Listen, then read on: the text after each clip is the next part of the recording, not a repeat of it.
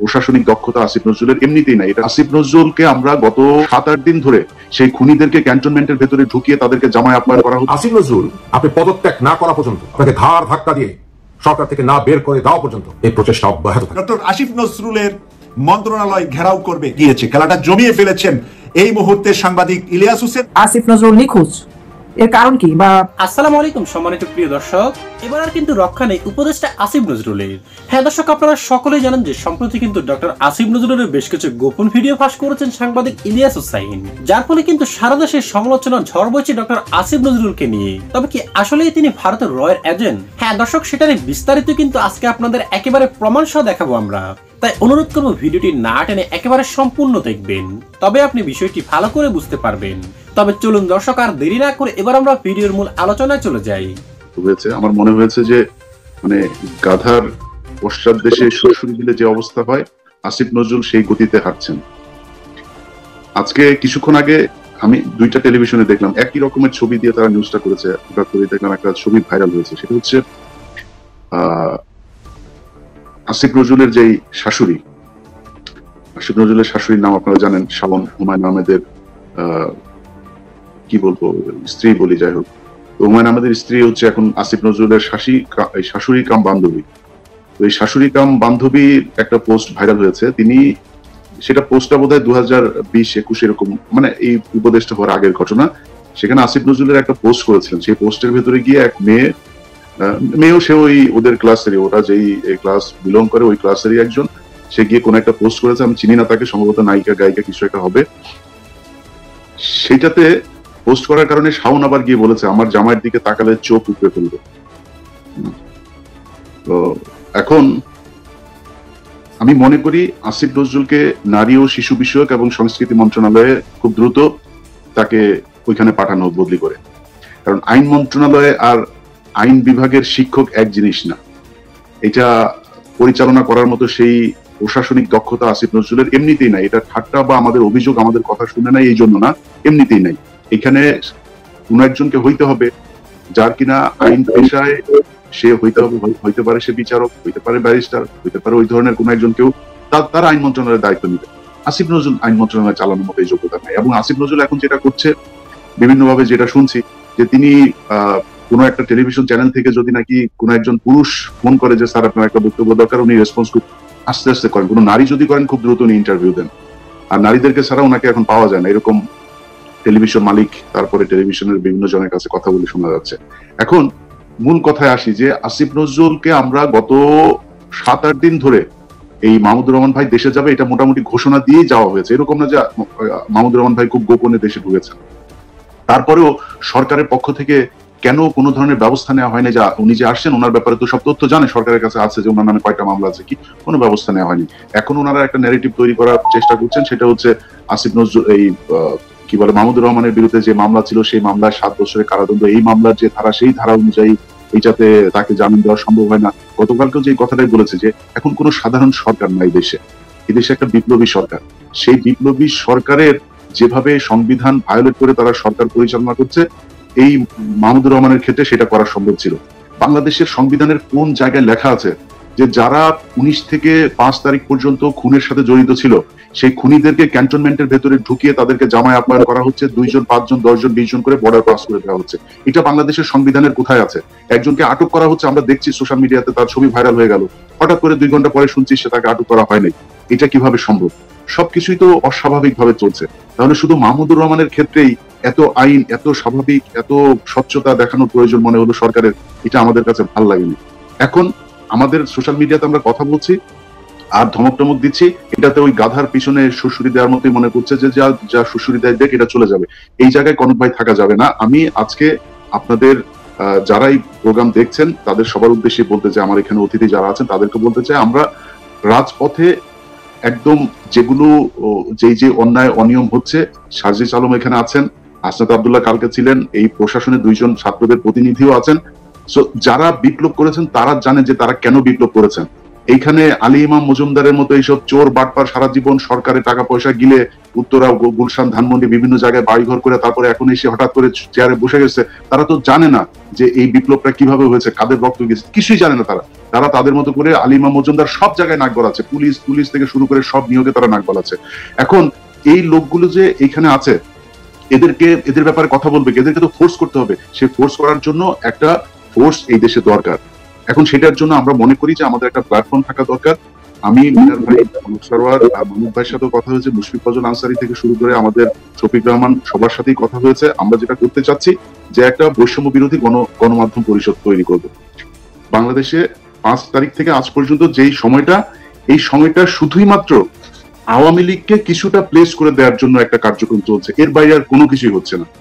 আপনি যদি যেই ছাত্ররা নিহত হয়েছে 5 লাখ টাকা করে তাদের দিতে দেওয়া হবে, সরকারের পক্ষ থেকে ঘোষণা দেওয়া হলো।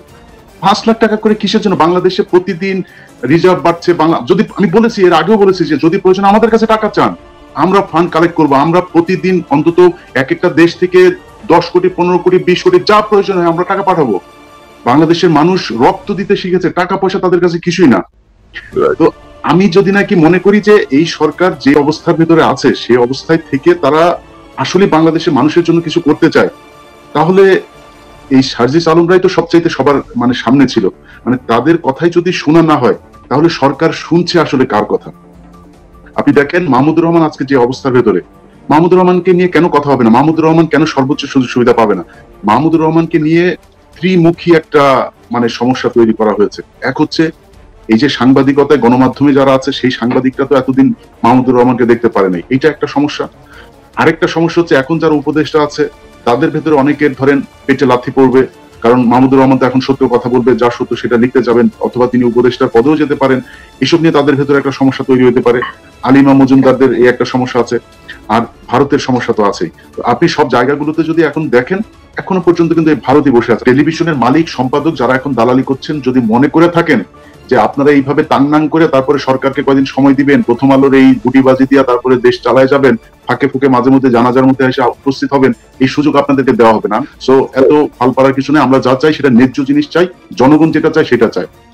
এবং আমি সবচাইতে সবার আগে যেটা বলবো যে এই যে যারা এখনো আহত নিহত আছে তাদের পরিপূর্ণ ট্রিটমেন্ট হচ্ছে না, এখনো পর্যন্ত হচ্ছে না।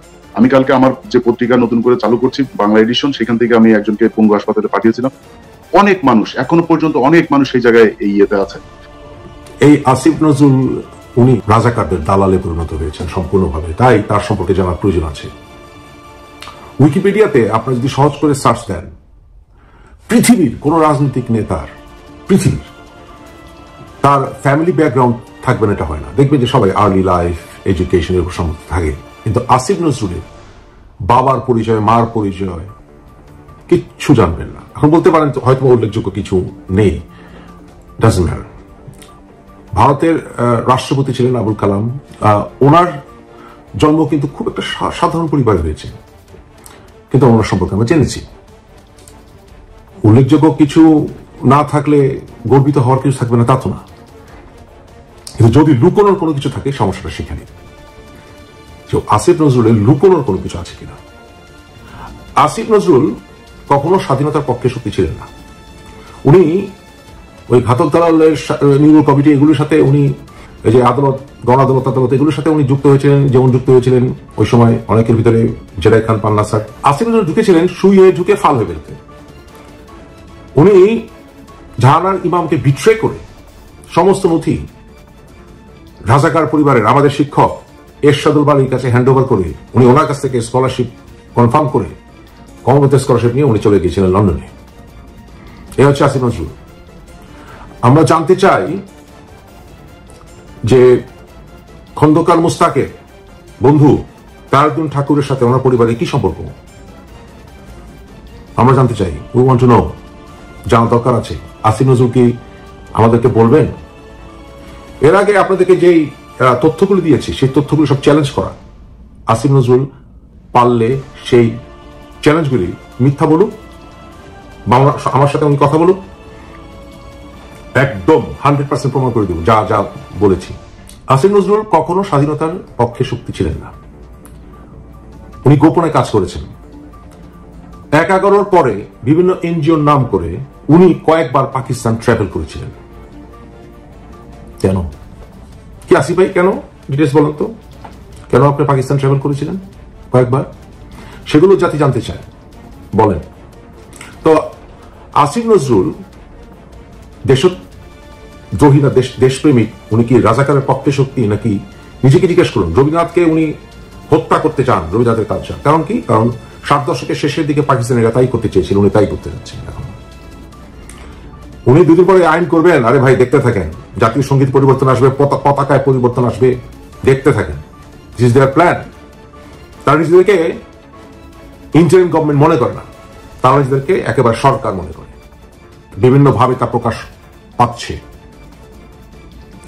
তারা জিহাদ করতেই ক্ষমতা এসছে।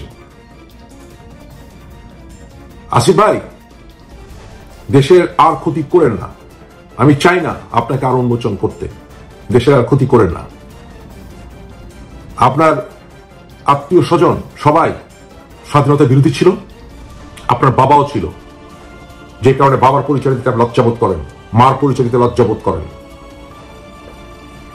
এবং আপনি ব্যক্তিগত জীবনে একজন বদমাশ, সেটা প্রমাণ আপনি পদত্যাগ না করা পর্যন্ত, আপনাকে ঘাড় ধাক্কা দিয়ে সরকার থেকে না বের করে দেওয়া পর্যন্ত আমার এই প্রচেষ্টা অব্যাহত থাকবে এবং ঢাকা বিশ্ববিদ্যালয় থেকে ওনাকে বহিষ্কার করতে হবে। ওনার জন্ম তারিখও মিথ্যা। 1966 সালের জানুয়ারিতে ওনার জন্ম, এটা উনি দাবি করেছেন, মিথ্যা কথা। উনি 1982-তে, উনি আমার চেয়ে, আমার যতটুকু মনে করে 3 বছর, কমের পক্ষে 3 বছর সিনিয়র। আমি 85-তে পাশ করেছি, আর 15.5 বছর বয়সে আমি ম্যাট্রিক পাশ করেছি। এর চেয়ে নিচে কিভাবে সম্ভব? 4.5 বছর বয়সে আমি ক্লাস 1-এ ভর্তি হয়েছিলাম। আমার জন্ম 66 সালের অক্টোবরে। আসিফ ভাই আমার চেয়ে 3 বছরের সিনিয়র হয়ে উনি কিভাবে 66 জানুয়ারিতে ওনার জন্ম হয়ে থাকে? কিভাবে সম্ভব বলেন? 1966 সালে যদি কারো জন্ম হয়ে থাকে জানুয়ারিতে, উনি ম্যাট্রিক পাস করেছেন 80-তে, 79-তে উনি শেষ করেছেন ক্লাস 10 পড়া। কয়েক মাস পরে ম্যাট্রিক পরীক্ষা দিতে হয়। তাহলে জানুয়ারিতে ওনার যদি জন্ম হয়ে থাকে 66, 69-এ উনি ক্লাস 1-এ ভর্তি হতে হবে। কারণ 69 থেকে 79 ওনাকে ক্লাস 10 পড়তে হবে। ওনার বয়স কি 2.5 বছরে উনি ক্লাস 1-এ ভর্তি হয়েছিলেন? ওনার বয়স কি 2.5 ছিল? ওনার বন্ধু চ্যানেল 9-এর আমিরুল ইসলামকে জিজ্ঞেস করলেই হয়। মিথ্যুক। ওনার বয়স মিথ্যা, ওনার নাম মিথ্যা। উনি কোন আইনের বলে উনি আসিফ নজরুল নামে সরকারি নথিপত্র সই করেন, এবং কোন অধিকার বলে এবং কোন আইনে সরকারের বিভিন্ন সার্কুলেশন ওনার এই ছদ্ম নামে, ওরফে নামে সার্কুলেটেড হয়? উনি কি ডিট পোল করে ওনার কি নাম অফিসিয়াল উনি লিগালি চেঞ্জ করেছেন? তা তো না। তাহলে সরকার এই কাজগুলো করে কিভাবে? উনি হজ করে এসেই ওনার বিকৃত ইসলামের অনুবাদের টার্গেট উনি সেট করেই ফেলেছিলেন।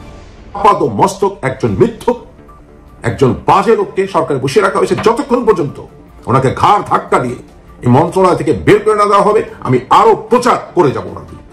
তো সম্মানিত প্রিয় দর্শক, ভিডিওতে আলোচিত বিষয়গুলি শুনে আপনার কি মনে হয়েছে? ডক্টর আসিফ নজরুলের বিরুদ্ধে এটা কি ষড়যন্ত্র নাকি তিনি আসলেই দোষী? ভিডিও পর্যালোচনার পর আপনার কি মনে হয়েছে? কমেন্ট করে জানিয়ে দিন আপনার মূল্যবান মতামতটুকু।